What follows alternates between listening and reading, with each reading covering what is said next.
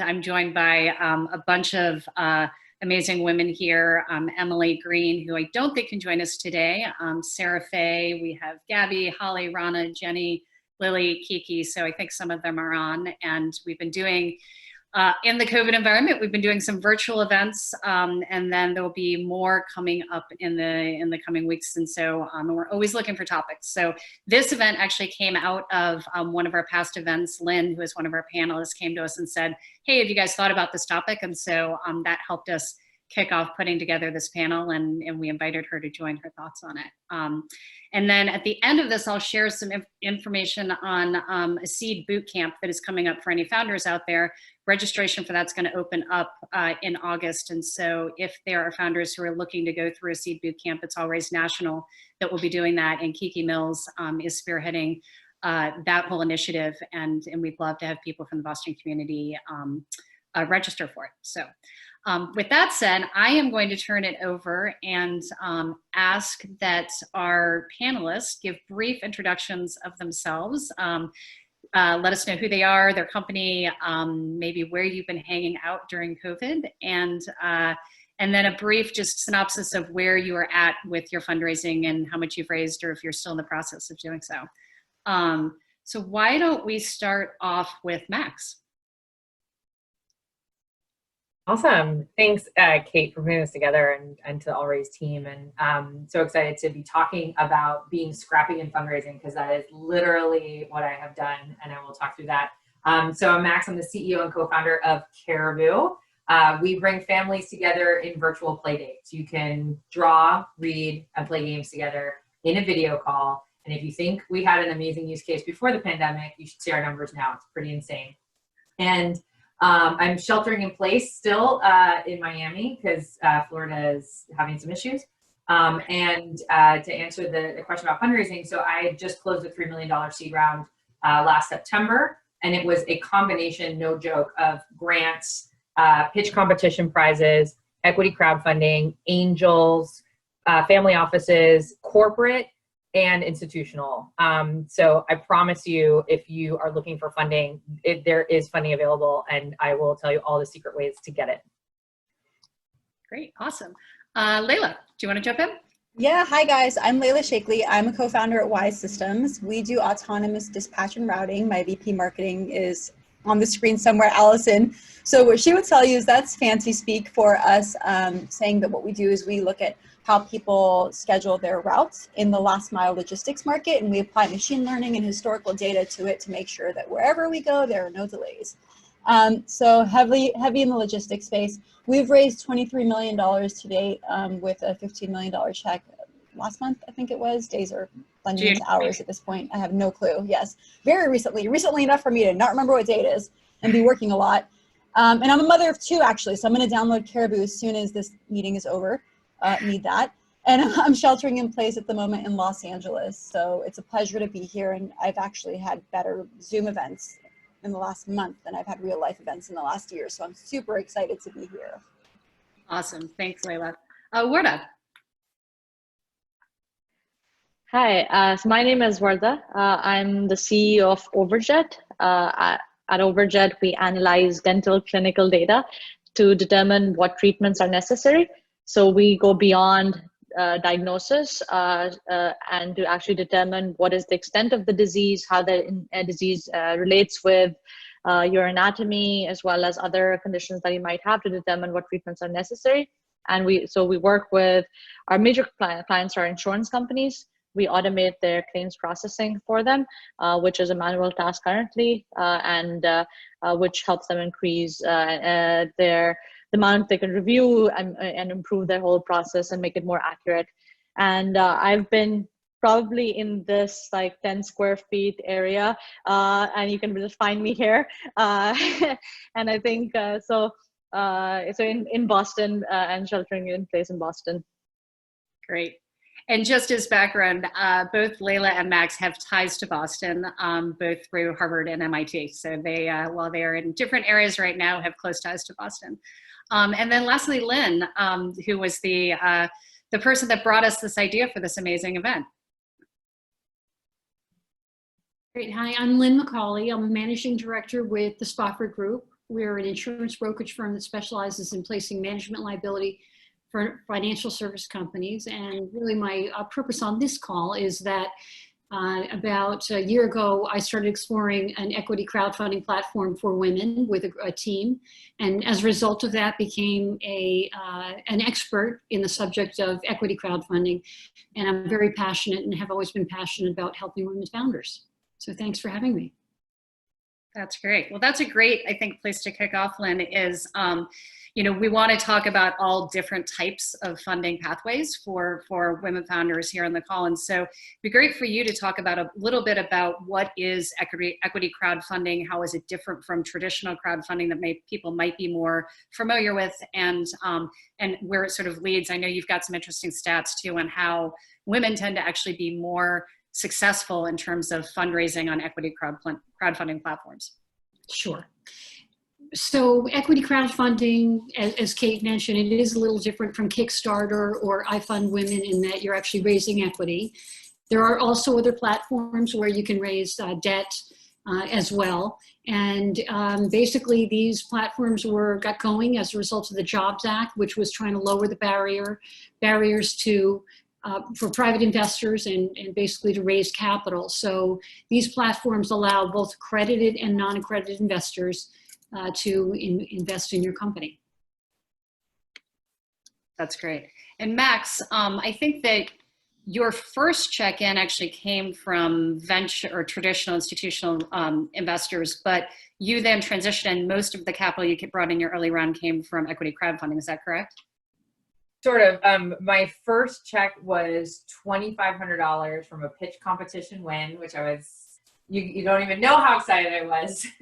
And then, and that's non-dilutive a lot of times, the pitch competition winnings, which are really great. And then absolutely, we did kind of an opposite model. A lot of people kind of go to equity crowdfunding to prove out their market or their product.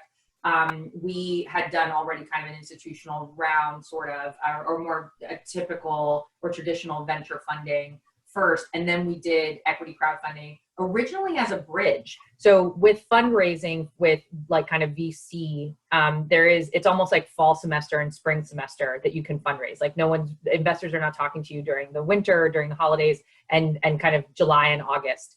So you want to get all your fundraising done. And we just happened to run into a situation where we were going to need to start fundraising over the summer. And unless you're a bro with a hoodie who has like a crypto something, type of company, you're not raising over the summer. So I was like, I'll just go to equity crowdfunding and I'll raise $500,000. And by the way, $500,000 is aggressive, right? Like a lot of people kind of raise about $200K in equity crowdfunding, but I was just like, I'm going to raise 500.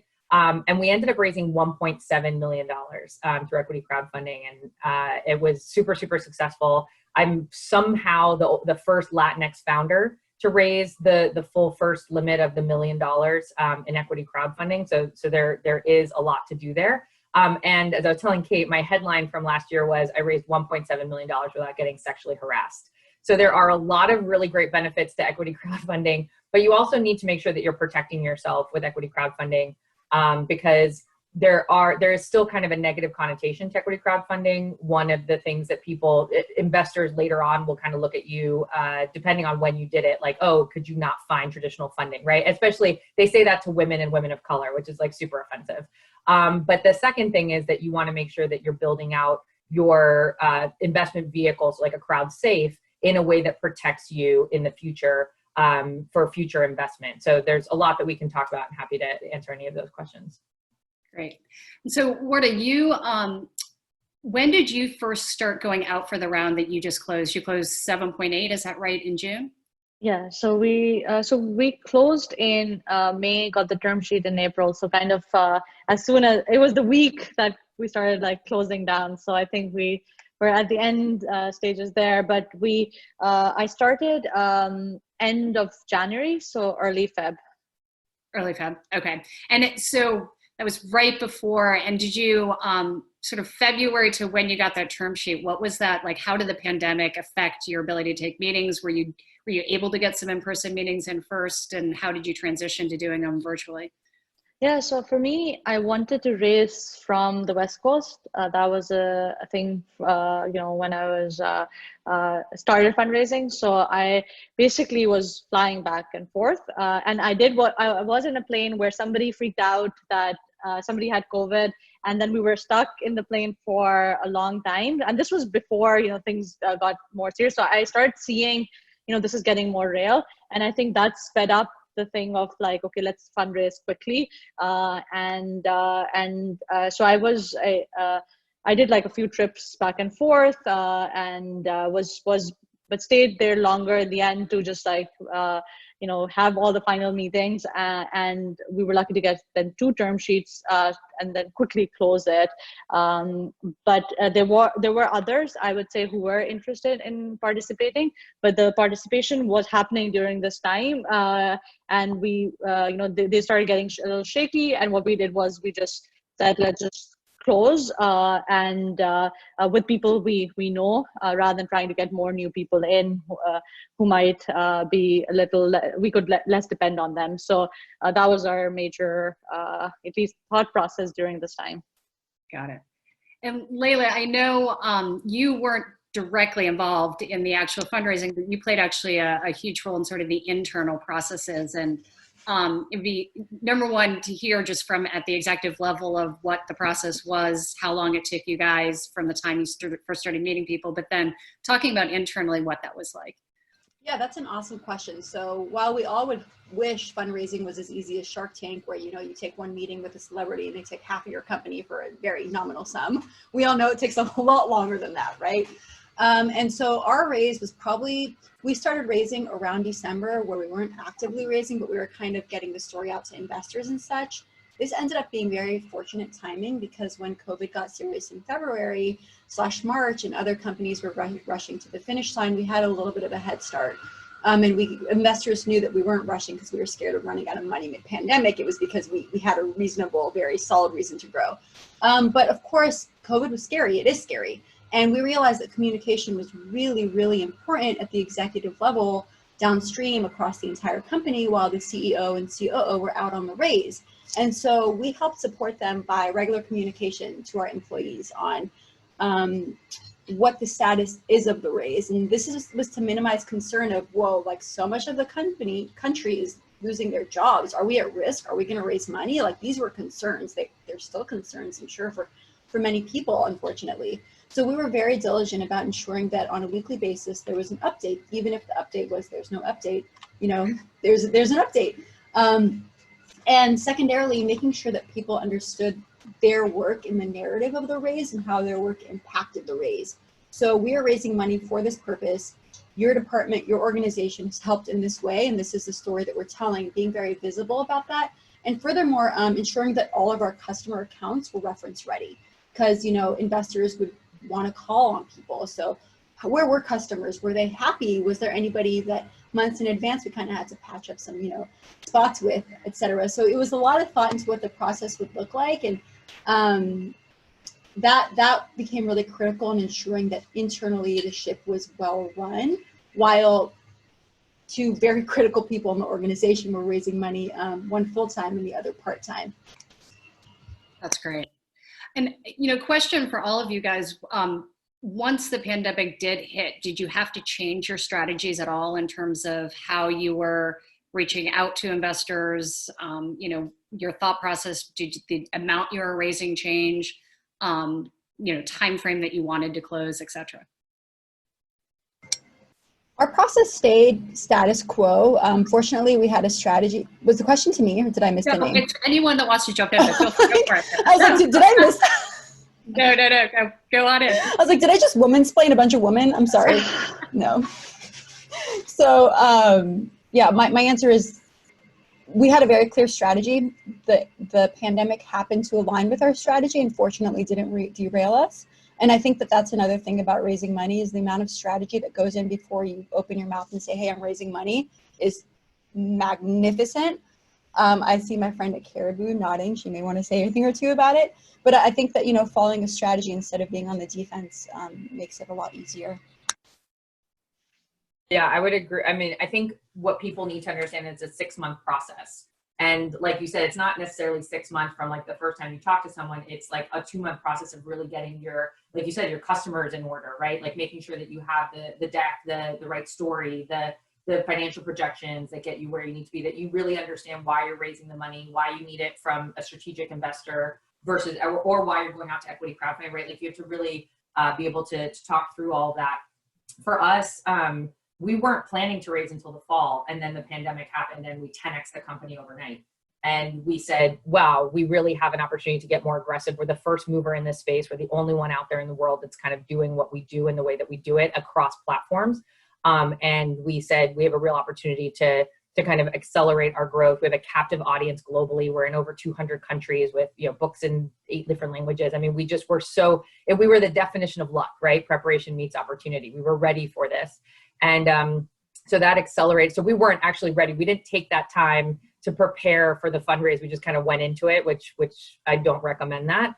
And I think the thing that I think has been most interesting about raising during a pandemic and being a woman is that the playing field has been leveled. So after Me Too and Time's Up, a lot of male investors in the Valley, which, you know, I've obviously, even though I'm based in Miami, I've raised from Miami. I've actually raised from investors specifically because I'm outside of the Silicon Valley and New York bubbles.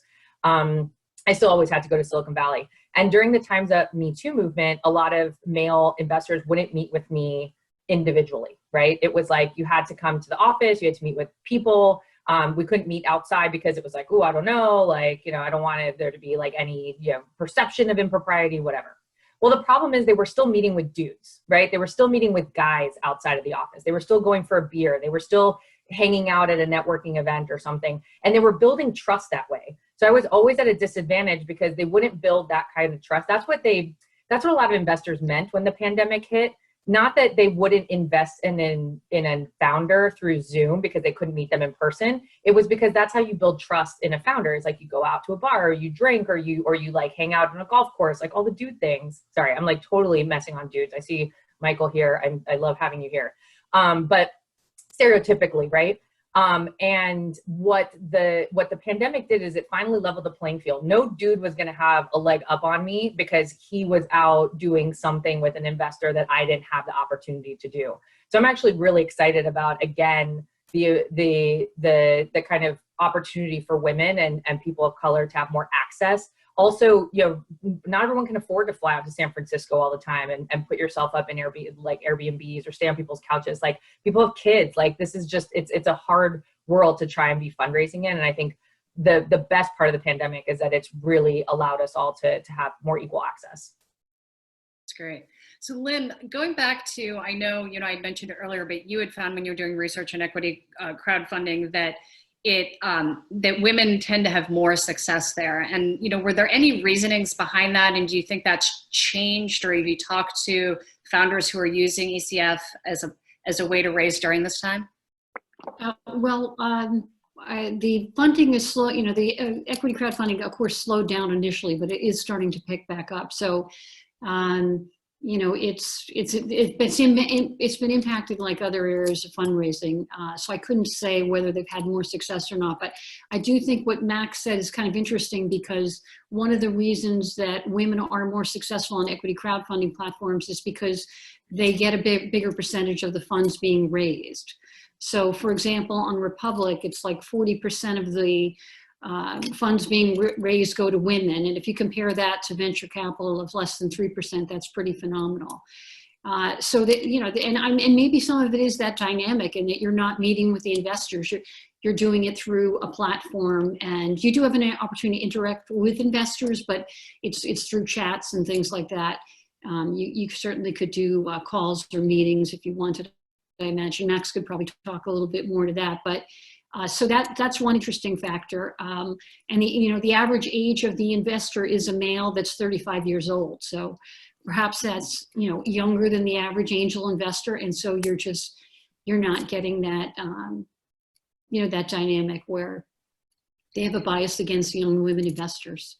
So. And what's the average check size do you know what that is? The average investor is putting in about 15 grand a year. Now that could be across a number of investments, so it's not necessarily one investment.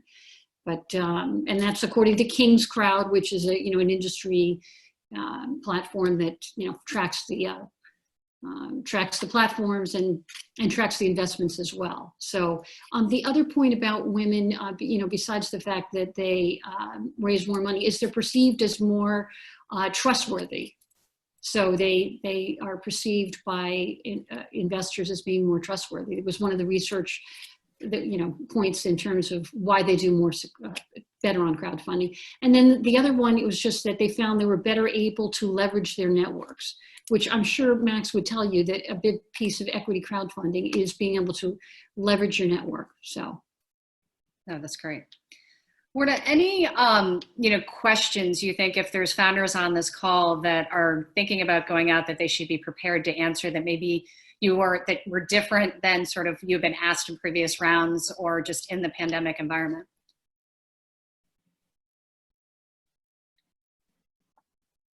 I think so for us, it was a little different as well, because we had two sides, right? We had the insurance and the practice side, and the practice side completely shut down.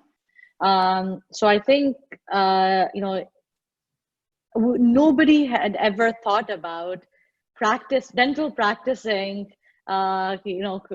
closing down or getting affected in any way. Like dental practices didn't get affected by recession. It's like the most like that. There's no question about that. I think that was the difference, in the sense like how is your market, pandemic proof, which I don't think anybody has a good answer for. But I think what really helped us was because we had these two sides to the market, where one actually got better and the other kind of got affected a little. We were still fine because of that. But I think it does matter how badly your industry has gotten affected. It might be like, for Caribu's sake, it's better off now than it was, but a lot of industries have gotten affected, and they will be affected for the next at least next year, as the cash flows are they're in trouble with their cash flows. So I think it's just understanding, are you affected positively or negatively, and if you are affected negatively, is there a story to tell which makes this more compelling than it would have been pre-pandemic? Good. That's great. We did have a question from Annie Lou, and I know, Layla, you had replied, but maybe we'll let you go into a little bit more. The question was, and if anyone, by the way, has questions, feel free to throw them into the chat, or at the end, we'll also open it up to everyone to ask them. But the question was, what does strategizing prior to announcing your raise specifically entail? So Layla, do you want to go into a little bit more details on that?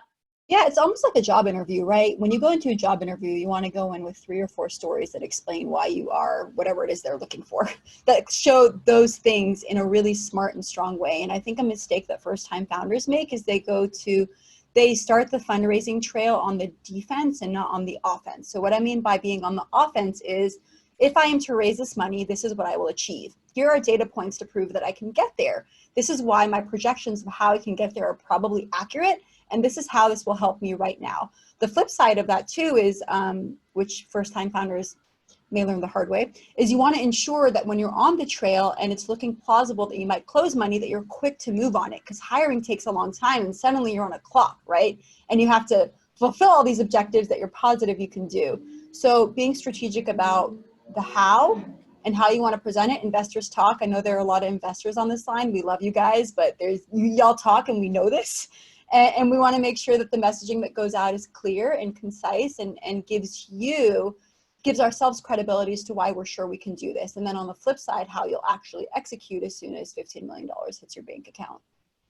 I think also, Layla, you nailed it on the head. I think us founders, we forget that, and this happens in fundraising in all aspects, in nonprofit, in political, you forget that you forget your value, and you forget that you are letting someone in on something super valuable. And if you start in that position of power, the fundraise is a totally different story than going in being like, I hope someone gives me money and I'll take money from anyone. And I think what Layla was talking about, and I think what Annie was asking, like, what does this strategizing look like? You have to be super organized and proactive about who you're going after. First of all, I made so many mistakes by going after like people who were in like PE, and I was like looking for seed. I was like, whoops, like, I was, you know, I didn't have an understanding, and now I've gotten a lot better about like really understanding people's check sizes and sweet spots. Also their strategic value as an investor, what they bring to the table. Remember, you're inviting people into something you are building and that is amazing, and that they're going to become a billionaire because, well, maybe they won't become a billionaire, but you're going to become a billionaire. You want to share that with people, and it's a gift for them to be part of it. So you need to, and I have a whole presentation if anyone's interested about how dating and fundraising are the exact same skill set. But the idea is that you go in a lot of times to a date, just like you do with an investor, like, or like you should go in with an investor, like understanding like, what is your value? What is your worth? What are you looking for? What's the right type of partner for you? I mean, you are getting into a marriage, and having custody of a baby together when you bring in an investor to your cap table. I think what I would add is it's more practical, but the practical advice is to figure out who will make the intro.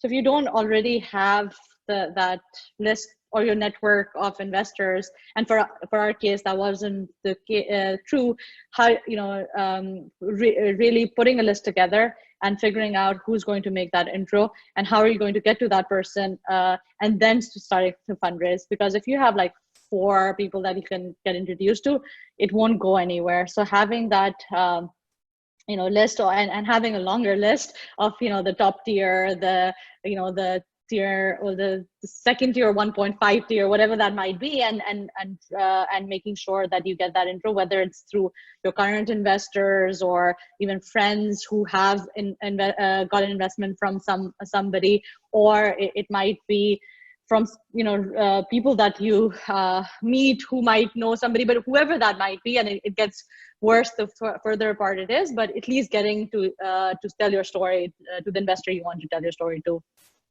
Are there, for each one of you individually, are there people who have been super valuable to you in terms of making those introductions? And how do you like figure out this is the person that is going to help me get to the person versus this one isn't, within your networks? They're usually women. What? They're usually women. I have to mention, like, I really need to give an honorable mention to women. And actually Allison, who's our VP marketing, who's on this call, if I come up with any crazy idea, she's like, I have 6 people you can talk to right now to figure that out. And that is, I mean, it is one of her superpowers, but I'm not surprised. And it's something that I do. Actually, just yesterday, I called somebody and was like, I need a mentor. I've never asked for one, but I've been one to 3,000 people. Like, where do I find a mentor, right? And kind of that realization that we tend to do that as women. We know whether we're minorities, female founders, just females in general, like things are a little bit harder. I'm reading an incredible book right now on how big data biases how products are built, and typically against women. It's incredible. I'll put it in the comments because I forgot the name. But nevertheless, when you find people who are super connectors and ready to invest in you, hold on to them, keep them updated. Don't randomly reach back out 2 years later and be like, remember me from that event on Zoom? Like, hey, I really loved what you said 2 years ago. Get them slightly invested in your development, and they will be much more willing to give very quickly and help fill in those blanks. That's great. Wardah, Max, do you guys have any advice? So I think, you know, at least what I've seen, or where I got it wrong was, you know, when I talked to some people, they said, yeah, I'll make you, you know, I'll do all these intro. And first they didn't have that intro, you know, they didn't make that intro, or they didn't know anybody. You know, it was like an associate who was working there for some time or something very, you know, generic. But I think what really worked for us was, you know, it was actually more random in the sense that somebody we had actually interviewed, he actually ended up in an investment firm. That's how we got our first check in. So, you know, I think it was more organic in that sense. And then there were people who just like supported us. Like they, you know, they had nothing to gain. They were not part of it, but they kept on making one intro after the other. And here, you know, some were investors and they were never going to, and you know, they weren't in the right field for us, but they were just making those intros. And but from our investors itself, I think, so one of our investors who put a very small check in early on was Liquid 2. I don't know if anybody, you know, I would say that's a good fund if you want to get they made ridiculous intros for us. Any intro they made, led to a partner meeting at least. So I would say, there are differences between where you take the money from. And if you have an opportunity to take the money from people who have that bigger network, that would be helpful. That's great. Max, we had a question from Katie Hall, and it said, it seems like it would be hard to wrangle a huge group of investors into an ECF round, especially if they're a mix of accredited, non-accredited, maybe they have expertise. And then curious how many people were in your 1 million plus. And then I think also it'd be great for you to talk about how it is having taken ECF funding viewed by traditional venture investors when you go back out for that Series A round, because I think you've been probably getting a lot of those questions right now, and how should people think about that if that's the route they take? Totally. One thing to kind of tie it all together with the last question was, I love what Layla said, is like, don't reach out to someone you haven't talked to in 2 years and be like, hey, I haven't told you about my company in 2 years, but I'd love an introduction. One of the things that we did, and again, back to Lynne's point about the network I had built. So I've been doing pitch competitions since 2017. Like for me as a consumer product, it was just an amazing way for me to get the company out there with $0. And then we won some dollars, which was also helpful. And every pitch competition, anyone I met, any of my judges, anyone who was on, anyone in the ecosystem of a startup was added to a list that I have been collecting since 2017. And so I had a huge list of people that I could go after. And what I do is every quarter I send an update. So every quarter it's like, hey, this is what Caribu's doing. And I love what Julia said. Investors are only impressed by you and only want to invest in you when you do what you say you're going to do, which is why women are great investments, because we usually are very realistic about what we can accomplish and we do what we say we're going to do. And there is truly no better. I think we raised our pre-seed from some angels literally only because 8 months later we came back and said, hey, we said we were going to do these things. We did them. And they were like, okay, well, yeah, sure. Here's some money to go test out the things that you want to keep growing. And so having that kind of investor network list or ecosystem list and keeping them up to date every quarter means that when you do go ask for that introduction, first of all, when you ask for the introduction, people are happy to make it because they kind of have been following your progress, but they also proactively reach out and say, hey, I just saw that, one of your asks was this, that you're raising a round or that you need a partner, or blah, blah, blah. And I'd love to be of support. So how that turns into equity crowdfunding is absolutely. So you start with this big, you have to really start with a big network, right? Like I think the biggest misperception about equity crowdfunding is that you put up a page, it's kind of like online dating. I'm just going to put up my profile and everyone's going to email me. No, equity crowdfunding is just as time intensive and as crazy as raising a traditional round. I'm not joking, I don't sleep much to begin with, but I spent 20 hours a day scraping emails on LinkedIn, doing marketing, doing social media, reaching out to investors, reminding them, doing updates, going out and literally being on every panel I could, find access to, so that I called them momentum builders. So every week there was something, and Lynne can probably talk about how obnoxious I was every week. I was like, I'm doing this and we're doing this and we won this award and blah, blah, blah. And now I've actually been not amazing about doing the updates because everything is going so well that I just don't have the time to step back and say like, hey, so the Q2 update's coming out in August, which is great. But I think that the trickiest part of equity crowdfunding, and Kate, you were getting to this, is one, the number of investors. So one of the first things that we did is we set a very high minimum. So to invest in the Caribu round was $500, which is actually pretty, it's kind of cost prohibitive for some people, because I had a lot of friends who were like, hey, I'd love to like chip in 100. But then I was like, well, then I'm going to have 2,000, cats to wrangle later. And these are people that are going to eventually be on your cap table. The way that we built out our crowd safe is that our investors actually do not convert until there is an exit, so a change of ownership. A lot of times, things that have messed up equity crowdfunding for companies is that they made the crowd safe trigger at the next price round. So for us, that would have caused a real issue when we were going to a Series A, because whoever our Series A investor would say, wait a second, so now as soon as I invest, 1,000 new people show up on the cap table, and anytime we need to do anything, and again, there's safeties in equity crowdfunding, like people, you don't have to call for a vote, people don't have to sign things, but it's still, you have 1,000 people on your cap table. Like investors don't even, when you get to the Series A, they don't even want to see 3 people on the cap table, right? Like they want you to have most of the ownership because they're taking a big significant chunk and they know that there's going to be more rounds.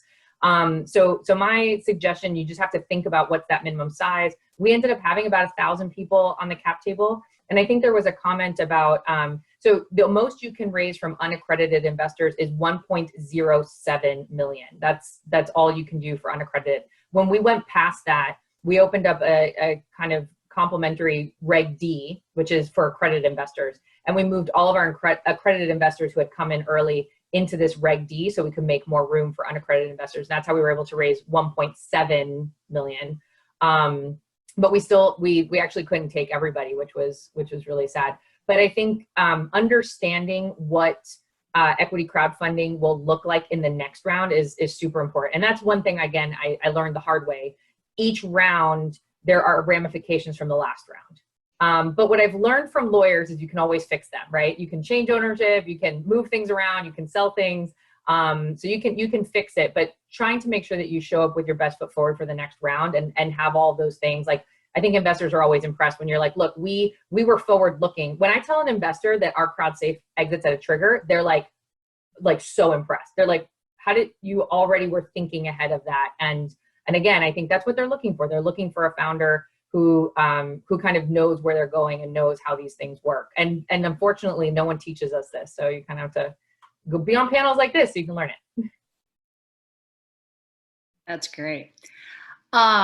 So having sort of gone through this, and we're still in the midst of it, I think, and not knowing, where it's going to go, since you've raised your rounds, how have you thought about like changes you've made to your business? Are you trying to extend your runways longer, even though you've raised the funds? Have new investors come in and asked you to make any changes? So for us, although we just raised the round, I think the investors were more concerned over what's going to happen, etc. I think for us, it just happened because the good thing was it was the right time as well. We raised around, we hadn't increased the team, so we didn't have to let people go, etc. But be able to now plan accordingly, having knowing the situation itself. For us, it probably even just happened more organically than very planned, where the practice shut down, the insurance companies started calling us more, so the team kind of drifted towards one side, and we had to reorganize internally to make sure that we can support the fact. So we went from probably 60-40 to 80-20, so 80 insurance, 20 practices, and but there wasn't any major thing that we had to deal with. I think the timing just was perfect with that. Even if I think it was 4 or 5 months in, we would have raised different people, etc., and we might be in a different situation. Yeah, really good question. So our culture, like, we've always been very conservative in our approach to building a business. So in terms of, that conservativeness and frugality, not a whole lot changed. We will never be that company that gets robots to your desk to give you massages. Like, go work at Google if that's what you're looking for. But also we're really focused on executing the plans that we've outlined while keeping a very watchful eye on the market. So our strategy has stayed very steady, and we're in last mile, which very, very fortunately, despite how awful this pandemic has been, it's an essential service, right? Like, the people we serve are essential. So it's given us an opportunity to really think about how we can make their lives easier and execute even better and honestly faster. But yeah, if you want free massages, don't come to Wise Systems. Not a whole lot has changed. We also don't believe in massaging robots. Yeah. That's great. So we're going to open it up for questions from the group in just a minute. But one last question for you is, God forbid you had to go out there and do this again in 2 months. Is there a lesson learned that you would share with others, most coming out, something you would have changed? Or things that you think people could learn from? I'll add there's a very good fundraising document by YC. I would say we kind of saw it mid-raise, but I think it really preps you on how do you raise properly, and I think that's there are still a few things that we didn't do, which we would do differently, in terms of, as Layla mentioned, the prep for it is a little more, at least the way they put it, is a little more involved. So I would say, you know, everybody should take a look at that, especially if you're trying to raise from Silicon Valley. A lot of things to hold true. You know, the second is FOMO is real. You know, even if you've heard it, you know, the more you can create it, it's surprising how millions can go either way, depending on how much you're creating that. So I would say, you know, it seems, you know, very basic and like, who will fall for this? But you know, even people knowing it, they're falling for it. So I would say that's just part of ensuring that, you know, whether you're creating that buzz to get, you know, if you get a few term sheets, you have a lot of control over what you're going to end up raising, and how do you get that, and how do you make sure that, you know, so there are strategies. I think they list some. There's some that Techstars also brings up, is like, you know, you can always like keep on increase, don't say how much you're raising. So there's some like strategic things that are done. I would say Techstars YC might be a thing to look at while raising, and doing it more intentionally, you know, having your plan, etc., laid out of what you would like to do. We did not do that. So while I was fundraising, I would in the morning be like creating the document that they had asked for. And, you know, so I think it was a lot of work during that time. But if you can think through what would be needed, whether it's your product plan, roadmap, or, you know, these simple things that you should probably have. If you don't, you know, for us, we didn't. So, you know, creating those on the go, basically based on what was being asked from us. But I think it led to some, you know, people thought we were being a little secretive, and this was, you know, something that they really wanted to get their hands on. I think that added to the other side, where it wasn't that we're being secretive, we just did not have all the documentations to share with them, and we were creating them on the go. Got it. It looks like Annie just shared a link to a blog from Y Combinator on how to raise a seed round. I don't know if that's what you were referencing, but if not, we can get it and send it out to everybody else afterwards. Lynne, any thoughts from you, just in terms of, I know outside of your, you know, what you do every day, you also are a mentor to many, many women founders out there. And so if you had guidance and advice for founders, anything you would give? Well, I guess just the one thought I had was just commenting on something that Max said about just equity crowdfunding. And, you know, there certainly are some stigmatisms around equity crowdfunding, but I think in scrappy times, it's something that you should look at and see if it's a good fit for you. And if you are someone who can leverage your network and launch, I mean, it's a big piece of it is a marketing campaign that you could potentially be successful in it, and I would consider it. And I think that Max used the word momentum, and I think that that's, you know, equity crowdfunding campaigns are all about momentum, as are other funding campaigns. So if you can get that momentum going, you could be successful. And are there, just one last question for you, and are there equity crowdfunding platforms you recommend over others that you found to be better than others, et cetera? Well, certainly the whole concept is that you have a number of investors and a number of founders on the same platform. So the larger platforms certainly have the investors that you're going to want to engage with, and they're also going to have the resources to support you through that process. So there are some boutique specialized platforms, whether they be just ones that are specializing in debt, but you know, certainly all the large ones, which are, you know, WeFunder, Start Engine, Republic, Net Capital is another one coming up. Those are all what we call ECF or equity crowdfunding. There are some other platforms also that are just limited to accredited investors like Seed Invest. And so those would be ones to consider as well. But if you want to have your friends and family invest, you want to look for something that's also offering the just basic equity crowdfunding. Perfect. Layla, Max, any sort of parting thoughts, and then we can open it up for questions? I can't hear you, Layla. And either. Oh. Me now? Yes, now we can hear you. My microphone stopped working. So my big learning was the end of the world, it turns out, is not always the end of the world. So, you know, we feel very hard right now. It was very hard before COVID when 4% of venture capital went to male and female founder teams and 2% to all female teams. Like, realize that it is absolutely possible, and reach out to networks like this. Literally 5 people have DM'd me asking for time to get together and talk about their lives, which I revealed that I'm happy to do usually as soon as my daughter goes to sleep on my Peloton. So the next 5 slots are booked. But use those resources. It is not the end of the world. It is hard. That's probably why you're doing it, because for some reason that drives you. And we are all in this together. So any way I can help, I'm a resource. Yeah, I'll echo that. I did the math, which was a bad idea when I started fundraising. Less than 2% of venture capital also goes to companies outside of like Silicon Valley, like in Miami, right? So here I was raising this company. I had a 2% chance to get venture capital in Miami. And then also less than 2% chance as a woman, as a Latina. And I was like, oh, great. I have like a 0.000000048% chance of raising venture capital.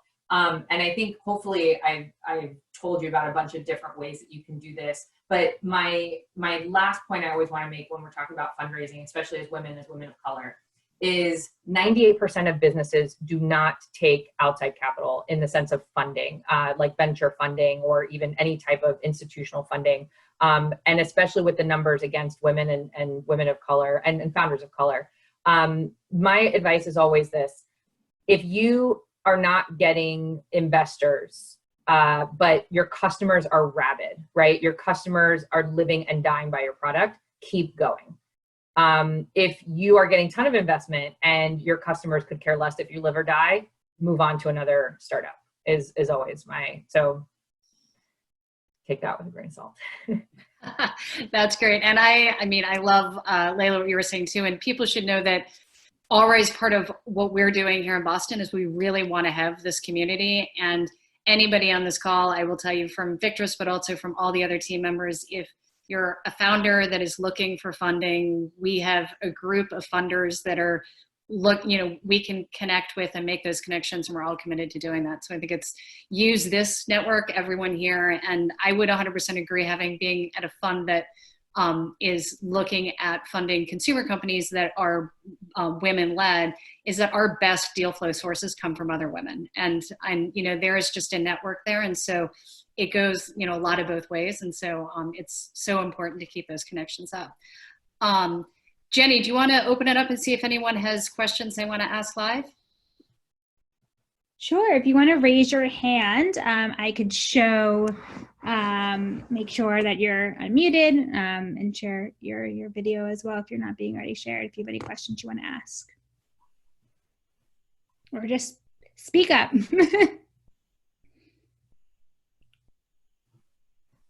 Well, I'll just chime in and say that I've been listening quietly to the panel, and this has been just really dynamic and great input. And I loved, Layla, when you said that you're available to other women, who are just seeking advice, because I think that's, like Kate said, what All Raise is about. And I want to make mention too, we're not the only, group or association in town that you can reach out to. I know Jing Lee from the Capital Network is on the call, and they're here to help founders too. We're trying to broaden the resources, link people to resources, and just get you to the right places, along your journey. So to the extent that any of us can help, that's what it's here for. Thanks, Sarah. If anyone has any questions about equity crowdfunding, they'd be welcome to reach out to me. Be happy to talk to them. Perfect. Quiet group, no other questions? Kate, Liz? it's Liz. Hey. Hey, great panel. You guys are amazing, and I'm so inspired. Question for you. I know you can't always be selective in terms of who you're getting funding from, but kind of how did you wrestle with we need money, and are we kind of in alignment with some of the potential funders who we're talking to? Yeah, that is rough. And I think I always try to say that we didn't really get lucky in anything, because luck means a lot of times that you weren't, I know I just said it's preparation meets opportunity, but sometimes you say, oh, we got so lucky, but no, we worked really hard to make sure that our cap table was full of people who were not going to undermine me or my co-founder, that were really aligned with our vision, that we're not going to try and move our company in a direction that we didn't believe in. And even like you saw with, I think Rent the Runway, right? They had an investor that they had on their board for a really long time that was just physically unsafe to the women, but you need capital sometimes. So there's no black and white answer to this. There's no kind of, you always go this way or you always go this way. You're always making compromises. And I think you have to make those decisions at the beginning of your company. Is this capital worth it in the long run? Remember I said, you are getting into a marriage with a dependent, right? You are in it to win it with these people. So the people that you allow access, and again, lawyers can figure it out and you can buy people out, but it's a painful process. And there's a lot of different ways that investors can be bad for you. And there's a lot of ways that, you can get creative in protecting yourself from that, right? I call it the prenup, back to the whole dating analogy. Sadly, there is no good answer, but as women and as women of color and founders of color, like, I think we have to be even more protective, because I think people look at us and say, oh, I can probably take advantage of this founder. And they will. And that's sadly, sometimes that's their job as investors, right? Is to extract the most value out of the deal. The best founders that you'll find are the ones that are not betting against you, right? The ones that are that are only seeing kind of the positive ramifications of investing in you. And you can sometimes parse it. I mean, that's the other tricky thing, right? They're shotgun marriages. You kind of meet people and then you're married very quickly. As much as you possibly can, try and date your investors, because people will show their true colors. And you should be doing background checks, right? You should be talking to founders who've worked with these investors. You should be Googling them. You should be, again, you're bringing someone into something amazing that you're building. Like, there should be limited access to this. So try as much as you can. And then again, equity crowdfunding, perfect example, right? Like this is actually exactly what happened to us last summer. So we thought we had an investor, like an institutional investor that was going to come in. He had a term sheet for us of $500,000. I was so excited because I was like, again, that's the only reason I went to crowdfunding was because I needed $500,000. So he has this term sheet. We really liked him. We felt like he was a good partner. He gave us a term sheet that was so predatory that I had to turn it down. And I was like, I hope I have not just sunk my company because I don't have the money. And guess what? I said, you know what? My back's not against a wall. I'm not taking this term sheet. This is a terrible term sheet. You're betting against me. I'm going to go to equity crowdfunding. He was like, good luck. And $1.7 million later, I was like, and then he's on my update list. So I was like, hey, how's it going?